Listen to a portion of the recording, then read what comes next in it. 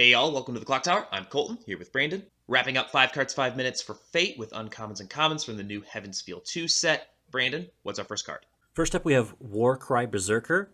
When this card is placed on stage, you can reveal the top card of your deck.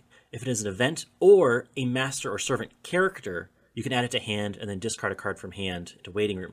But it has a second ability where you can discard a card to get the level 1 Illya for the combo, the Dress of Heaven Illya, from your Waiting Room and return it back to hand. So you're able to filter through 2 cards in advance ready to go. If you're playing the level 1 Illya, you gotta play this. An excellent hand filter tool. It also plays nicely with events. If you reveal an event off the top of your deck, you can still add that to hand if you're playing the Illusion Magic or the 3-1 event in red. And of course, it's a bonder.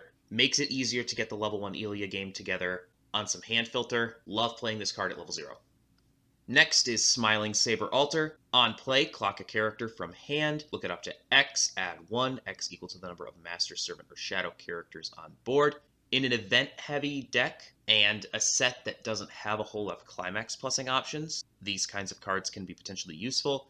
This one's interesting because you can potentially look it up to 5 if you have a full board, but if you don't have a board, this card is barely usable at all.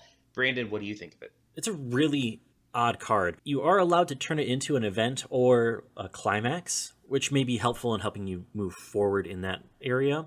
But at the speed that you're trying to move this at and the level you're probably trying to play this at, you're probably going to have a minimal amount of characters at that time. You're probably not going to have as many characters to be able to dig as far as you need to into that to be able to get those resources and those cards. So it's almost counterproductive playing this card because you almost have to commit to a line of play, then play this card to then hopefully grab what you're looking for. Next up, we have Overwhelming Power Sakura. As an act ability, you can discard a card from hand and put one of your other servant characters on your stage into Waiting Room and rest this card in order to bring out a corrupted servant character from Waiting Room with the same level as you are on stage or lower.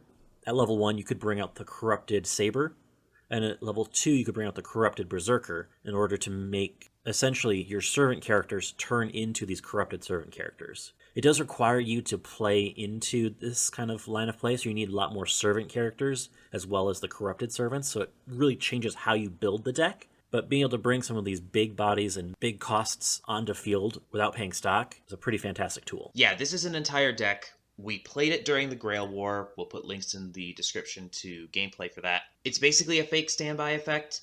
It's intentionally targeting those 2 corrupted servants. And what you'll really want to do is pitch that corrupted servant character as part of the effect cost. So it's basically like you're overplaying it, but you're overplaying with a cost 2 card for free. Next, we have Simple Question Illya. It's a level 1, 3500 power. Really straightforward. On play, pitch a card, look at the top card of the deck, and salvage a card from Waiting Room, level X or lower, X equal to the level of the card you revealed.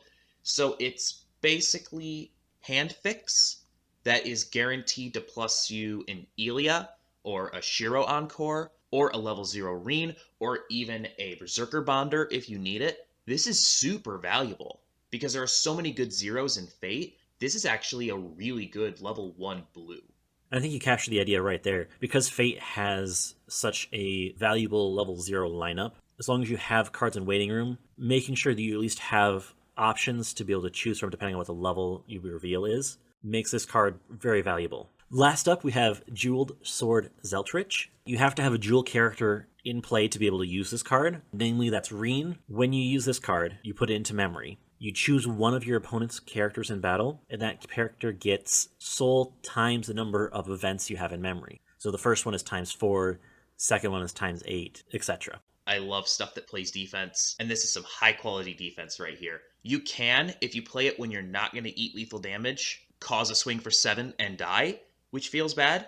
But if you play it at the right time, it's incredibly valuable. That additional soul stacks with every instance in memory. It pairs with the early play Reen, which gets power when you resonate this, so that lets the Reen win board on offense, so you have a target on which to play this on defense. The Reen condition is annoying, but it's not terrible because of the early play and because of the back row Reen. This is the kind of thing that can keep you alive just long enough so that you can win the game on your next turn. And that's it. Thank you for joining us. Brandon will be back on Tuesday with a deck profile. We'll have gameplay for that on Thursday. Till next time, thank you so much for joining us. Please like, share, comment, and subscribe, and have a good one. We'll see you then.